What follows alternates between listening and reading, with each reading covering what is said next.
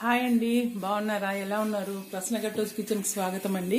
ఈ రోజు మీకు ఒకటి మంచి జ్యూసీగా ఉంటది చికెన్ ఫ్రై చూపిస్తానండి. చాలా వెరైటీగా ఉంటది, టేస్ట్ కూడా అద్దరిపోతుంది.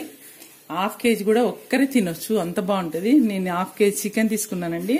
ముక్కలు ఇలా తీసుకున్నాను, మరి చిన్నగా లేవు మరి పెద్దగా లేవు, ఈ సైజులో ఉండాలి ముక్కలు. వీటికి పసుపు వేసాను, హాఫ్ టీ స్పూన్ పసుపు వేసాను. తర్వాత ఈ ముక్కలకు మట్టుకొని ఇప్పుడు మనం మసాలా వేసుకుందామండి. ఒక హాఫ్ టీ స్పూన్ కంటే కొంచెం తక్కువ ఉంది సాల్ట్.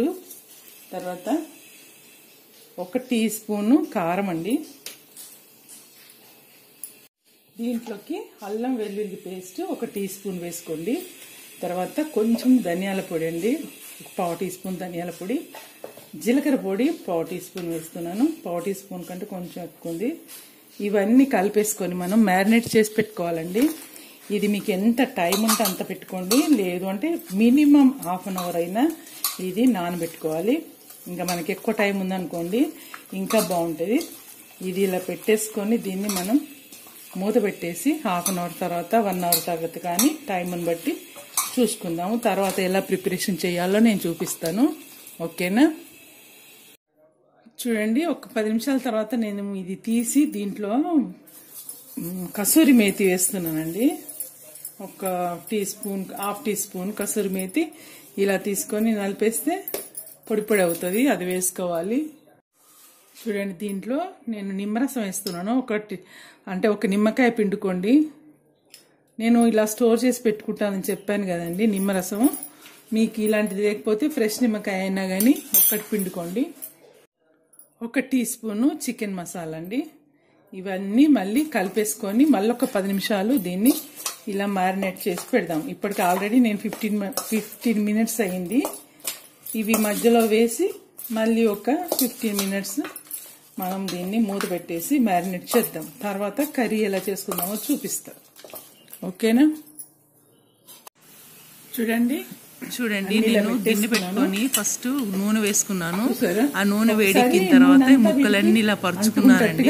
2 నిమిషాల తర్వాత వాటిని మళ్ళీ కలిపేసుకోవాలి, ఓకేనా? ఇప్పటి నుంచి చూడండి, 2-3 నిమిషాలు మనం ఇలా వదిలేసాం అనుకోండి, అది కింద వాటికి గిన్నెకి అంటుకున్నా గానీ ఊడిపోతాయి. 2 నిమిషాల తర్వాత చూద్దాము. చూడండి, ఇప్పుడు కలిపేసుకోండి. చూసారా, ఒక 2 మినిట్స్ అయితే మనకి ముక్కలన్నీ అంటుకోకుండా వచ్చేస్తాయి. ఇలా ఒక 2-3 నిమిషాలు మనం నూనెలోనే వేయించుకోవాలి. ఒక 2-3 మినిట్స్ మంట పెద్దగా పెట్టుకోండి, తర్వాత మీడియంగా పెట్టుకుంటే మనకి ఉడికిపోతాయి అన్నమాట, వేగుతాయి, ప్లస్ ముక్క ఉడుకుద్ది, టేస్ట్ బాగుంటుందండి ఇలా చేసుకుంటే. చూడండి, చికెన్ బాగా వేగింది. నేను స్టార్టింగ్లో మంట కొంచెం పెద్దగా పెట్టుకున్నాను, ఎందుకంటే వాటర్ ఊరొద్దనేసి. తర్వాత ఒక 3-4 మినిట్స్ తర్వాత సిమ్లో పెట్టుకున్నాను, మీడియంలో పెట్టుకున్నాను అనమాట. అప్పటి నుంచి వేగుతూనే ఉంది, వాటర్ ఏం రాలేదండి. ఇప్పుడు ఈ ముక్కల్ని మనము గిన్నెలకు తీసుకుందామండి. నేను స్టవ్ సిమ్లో పెట్టుకున్నాను. ఈ ముక్కలన్నీ తీసి ఒక గిన్నెలో పెట్టుకుందాము.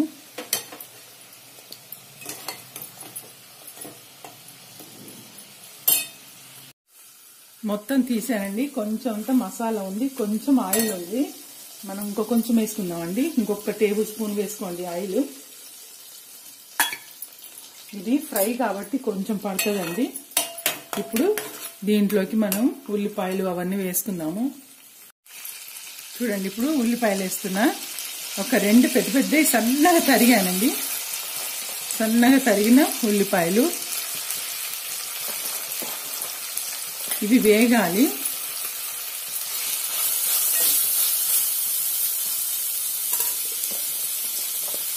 ఒక 2 మినిట్స్ తర్వాత మళ్ళీ మిగతాయి చూపిస్తాను. ఈ మటుకు చక్కగా వేగాలి. 2 మినిట్స్ అయిందండి. టమాటాలు అవి ఉల్లిపాయలు వేసి ఇప్పుడు నేను మీడియం 2 టమాటాలు అండి సన్నగా తరిగాను, అవి కూడా వేసుకోండి. వేసుకొని ఇప్పుడు మనం దీంట్లోకి కొంచెం సాల్ట్ వేసుకుందాం. సాల్ట్ వేసుకుంటే మెత్తగా అవుతాయి కదా, తొందరగా మనకి ఇవి మగ్గిపోతాయి. మనం ఆల్రెడీ దాంట్లో వేసుకున్నామండి, దీంట్లో చూసి వేసుకోండి. చికెన్ కూడా నేను పట్టించాను ఉప్పు, దీనికి సరిపోను. ఇప్పుడు కొంచెం వేసుకొని దీన్ని మగ్గించుకోవాలి.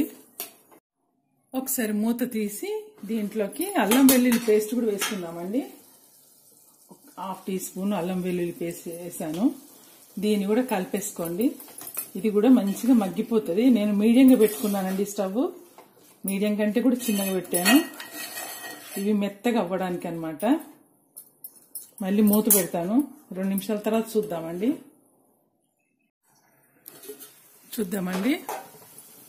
ఒకసారి కలుపుకోండి. దీంట్లో కొంచెం పసుపు వేసుకోవాలండి. 1/2 టీ స్పూన్ పసుపు వేస్తున్నాను. ఆల్రెడీ మనం చికెన్లో కలిపాము.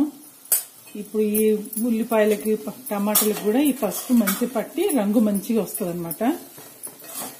దీంట్లో నేను చికెన్ కి 1 టీ స్పూన్ కారం వేసాను. ఇప్పుడు ఈ గ్రేవీ ఉంది కదండి, దీనికి సరిపోని మనం కారం వేసుకోవాలి. నేను 1/2 టీ స్పూన్ వేస్తున్నాను. మీరు మీ రుచిని తగ్గట్టుగా వేసుకోండి. దాంట్లో కూడా నేను 1/2 టీ స్పూన్ ఉప్పు వేసా, దీంట్లో కూడా వేసాను. ఇప్పుడు ఇవన్నీ కలిపేసుకోవాలి. కలిపేసుకొని ఇవి కొంచెం మంచి మెత్తగా అవ్వాలండి. మళ్ళీ కొంచెం సిమ్లో పెట్టుకోండి. స్టవ్ పెట్టేసుకొని మూత పెట్టండి. ఆ టమాటాలన్నీ మనకి కలిసిపోవాలి, ఉల్లిపాయలు కూడా మంచిగా కలవాలి. ఒకసారి చూద్దామండి. ఇప్పుడు మనం దీంట్లోకి పచ్చిమిరపకాయలు వేసుకోవాలండి. పచ్చిమిరపకాయలు ఒక 4 తీసుకొని సన్నగా పొడుగు కట్ చేశాను. చూసారా, ఇలా కట్ చేసుకొని కలిపేసుకొని ఒక 2 మినిట్స్ మళ్ళీ మూత పెట్టుకుందాము. ఇది కూడా బాగా వేగుతాయి. మూత పెట్టేసి మళ్ళీ ఒక 2 నిమిషాల తర్వాత చూద్దాం. ఒకసారి మూత తీసి చూడండి, నూనె వస్తుంది. బాగా మెత్తబడ్డాయండి ఇవి. ఇప్పుడు దీంట్లోకి మనం కొంచెం సోయా సాస్ వేసుకోవాలండి. 1 టీ స్పూన్ అంత వేసుకోవాలి. దీనివల్ల కలర్ కూడా బాగుంటుంది. చూడండి, 1/2 టీ స్పూన్ పడిందంటే టేస్ట్ కూడా బాగుంటుందండి. ఫ్లేవర్ కూడా బాగుంటుంది. ఇంకొంచెం పడుతుంది.